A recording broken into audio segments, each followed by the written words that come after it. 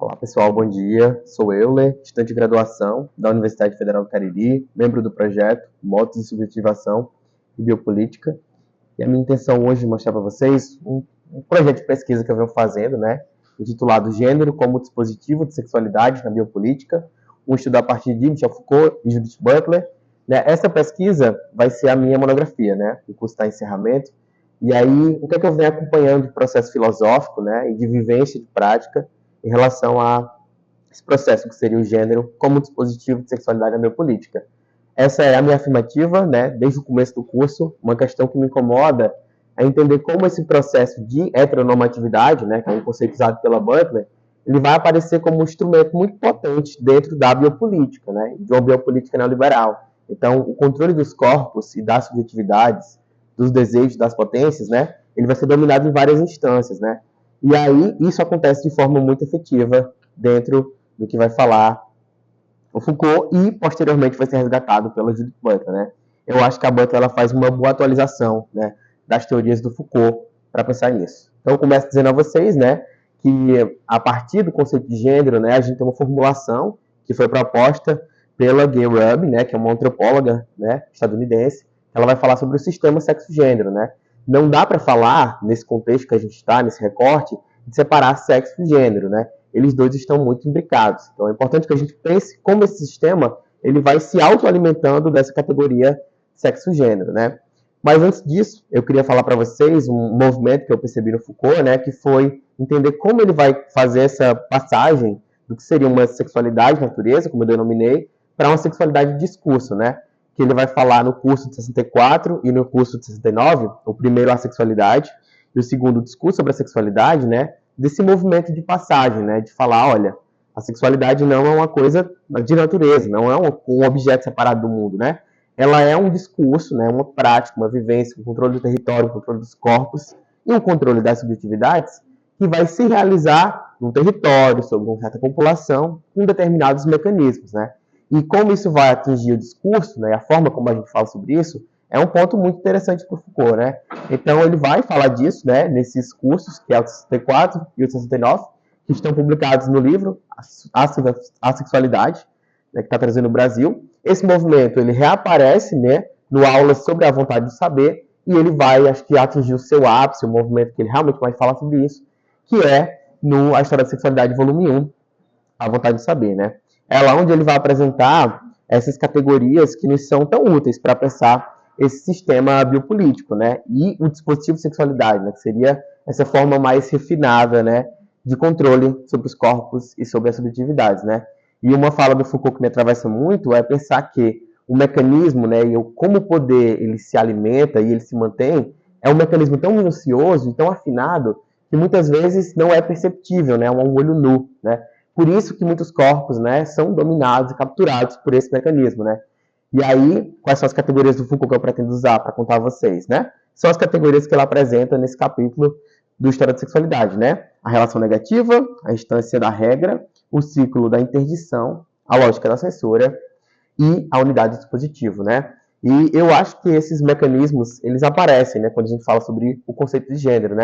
Eu cito lá a Cris, que vai falar que gênero é sempre uma categoria política, E também que gênero vem aparecendo como uma categoria de violência, como um sistema que vai marcar essa violência, Porque determinados corpos, eles vão ter isso muito acentuado sobre eles, Então eles vão sofrer essas opressões que vão derivar do gênero, Porque eu digo, não é uma categoria que existe enquanto natureza, Mas é uma categoria que existe enquanto instrumento político, E esse instrumento político ele vai ser usado como uma forma de controle, Coisa que eu acho que a Butler ela faz muito bem no problema de gênero, E a subversão da identidade, que é tentar entender como essa categoria sexo-gênero ela vem sendo usada, E aí, nesse livro, a Butler vai apresentar uma proposta que é pensar no gênero não como natureza, mas sim como uma questão da performática, da performatividade, desses corpos. Então, parece existir essa plasticidade em relação ao gênero, Essa categoria muito bem definida, mas essa categoria é uma construção política constante, Não só de construção, como também de endossamento.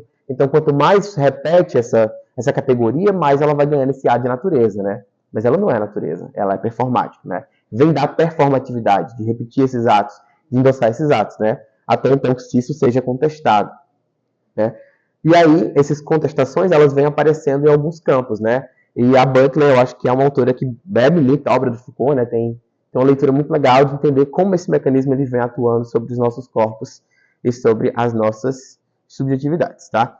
E eu acho que uma parte muito legal da Butler, que ela vai falar sobre isso, vou fazer recorte de 2 capítulos, né? O primeiro deles seria a família, o parentesco com a ideia heterossexual, é um capítulo de livro que está lá no Desfazendo Gênero, né? Ela vai perguntar o que é que vai ser usado para criar a categoria de família, né? E aí, se a gente for remeter a isso, né, o parentesco durante muito tempo foi consanguíneo, né? E é uma regra que ainda hoje vigora, né? E aí ela pergunta, então família é isso? É só ser heterossexual? É só perpetuar essa existência de família, né? Por quê? Existem outras possibilidades de família, que são os laços, né, que não são sanguíneos, mas são laços de aliança, né, que vão configurar outras categorias de família, né? Mas elas não são consideradas porque elas não estão dentro da heteronormatividade. Então, logo, elas serão excluídas, né? Outro ponto que eu queria falar para vocês, de marcar, é uma fala que ela tem no Desfazendo Gênero, no capítulo 11, onde ela vai falar sobre a questão da linguagem, né? O sistema sexo-gênero foi muito usado, né? Depois falou apenas sobre... Estávamos falando sobre gênero, né? Como mais marcado. E a Igreja Católica, especificamente o Vaticano, teve um movimento, né, para tentar excluir a palavra gênero do vocabulário, porque era uma palavra que representava perigo, né? Era um leque mais aberto, possibilitava mais diálogo, né? Isso era perigoso. Por quê? Começava-se a fugir dos ditames de normalidade, né? Então, eu preciso capturar esse corpo, essa linguagem e essa subjetividade para que ela esteja sobre o meu domínio, né? E esse domínio ele aparece em outras instâncias da biopolítica, né? E aí a Butler vai falar, isso é um movimento para a gente ficar atento, né? Então, essa vivência, essa prática vão acontecendo como formas de subversão dentro da biopolítica, né? Então, procurar e buscar formas de existência que não estejam unicamente condicionadas para esse viver, né, que está muito adequado, está sempre muito normatizado, né? Muito disso. E aí, eu digo a vocês também que um outro ponto que me tem muito interessado é pensar nisso enquanto uma ontologia do presente, né, acerca da sexualidade, né? E o que é que tem me marcado para poder pensar isso, né? Nós tivemos esse último desgoverno, né, do Bolsonaro, onde o gênero apareceu enquanto pauta, mas era uma pauta a ser escondida, ou era uma pauta a ser muito cuidadosa, né? Então, alguns recortes que eu digo para vocês foram relacionados muito à questão do pânico moral, né? De fazer um alarde sobre um tema, enquanto se tenta abafar, na verdade, se dá diálogo sobre isso, né? Eu fiz um recorte da mamadeira de piroca, que foi uma fake news dita por ele, né, para criar esse pânico moral. Existiria uma perversão em relação às crianças. Outro fato que eu achei interessante também foi a distribuição do kit gay, né, que durante a campanha de eleição dele, ele andou com um livro, Aparelho Sexual e CIA, né, para divulgar e falar como assim está sendo ensinado nas escolas para esse público, né. E a gente tem outras frases clássicas, né, como menino veste azul, menina veste rosa, né. Então, assim, o que eu percebo de movimento filosófico é capturar a subjetividade para esse tema não pode ser debatido, esse tema não deve ser comentado, né? E isso vai funcionar como um mecanismo, né, de controle acerca dos corpos e das subjetividades. Encerro dizendo que o seguinte, né? Esse movimento da normatividade, da norma, né? Ele apareceu muito fortemente, né? E existiram movimentos de contracultura que eu digo de tentar resistir a esses aparelhos, né? E aí eu vejo que isso começa como uma política de pedir reconhecimento, né? Só que a política de reconhecimento, eu vejo ela como complicada porque é pedir a quem ocupa a posição de poder esse reconhecimento enquanto sujeito, né? E entendendo o sistema biopolítico e heteronormativo, né? Esse é um lugar que não vai ser permitido, né? Não se pode ocupar esse espaço porque você está distante, né? Então, em alguns casos, você precisa se heteronormativizar. E eu cito um exemplo, né? Que eu gosto muito quando a Gayle Rubin no Políticas do Sexo, fala sobre a pirâmide, né, da normatividade. Então, casais heterossexuais que têm filhos são bem aceitos. Isso é normativo, segue a norma. Né? E você vai descendo a pirâmide, vai descendo a ladeira do inferno, né? Então, casais heterossexuais que não têm filhos, né? Casais homoafetivos que adotam uma criança para poder ser aceitos. Esse casal, né, ou esse casal que tem mais de 2 pessoas, algumas das vezes ele não quer ter filhos, né? Mas ela acaba incorporando essa ideia, né, essa performance, para ser aceito socialmente, né? Então, isso é uma forma de controlar os corpos, os desejos e as nossas atuações em relação a isso, né?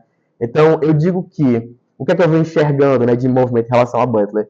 Eu vejo que a Butler, no problema de gênero, ela estava muito brigando mesmo para a categoria gênero e falar, olha, a gente precisa ficar atento em relação a isso. e talvez acabar com essa categoria. Coisa que eu não vejo, por exemplo, no Desfazendo Gênero, né? Eu vi ela falando, olha, dominar essa categoria, usar dela e tentar usá-la como mecanismo de subversão, é muito mais interessante para a gente em pensar essa multiplicidade dos corpos e dos desejos, né? Porque, assim, acabar com uma categoria pode ser acabar com uma luta política, né? E o nosso interesse aqui não é desfazer essa mobilização, né? É colocar esses corpos em aliança para que eles possam pensar em outros espaços, né? Espaços não normativos, espaços de aparecimento, né? Não é um mero reconhecimento, né? Não, na verdade é ser possível viver uma vida que não seja normativa dentro desse sistema biopolítico, né? E para mim, quem tem feito esse trabalho muito bem de fazer essa denúncia e atualizar essa pesquisa é o Paul Preciado, né? No livro dele de 2023, o Disforia Mundi, né? Eu acho que ele vem tentando entender o que é essa disforia, né? Que é, estamos num sistema biopolítico, normativo, né? Os corpos que não vão seguir esses ditames, eles apresentarão disforias, né? E diferentes tipos de disforia, né? E como é que eu consigo, ao invés de tentar me normativizar, abraçar essa disforia para que eu possa produzir outras categorias, né? Do humano. A gente está brigando por essa categoria, né, do que é humano, quem é produtor de epistemologias, né? Então, um corpo que não é normativo, ele não vai se adequar às produções de saberes normativas, né? Que são produções que são misóginas, que são racistas, que são homofóbicas, né? Diversas outras categorias de violência, né? Contra os sujeitos. Então, entender que, diante do sistema biopolítico, sim, nós somos disfóricos, nossos corpos não seguem esses sistemas de normalidades, mas que eles são, sim, produtores de epistemologias. Só que outras epistemologias, né? Epistemologias diferentes. E assim começar a pensar e produzir espaços, né, que abracem essa disforia para que a gente possa pensar em outras categorias, né? Em outras categorias de humano, coisas que fujam desse viés que é muito neoliberal, né, muito conservador, e assim, né, brigar por essa categoria de humano, né? Só que não é uma briga por identidade, é uma briga realmente pela diferença, né? Produzir outras categorias de humano. Gente, eu encerro, tá? Muito obrigado pela atenção.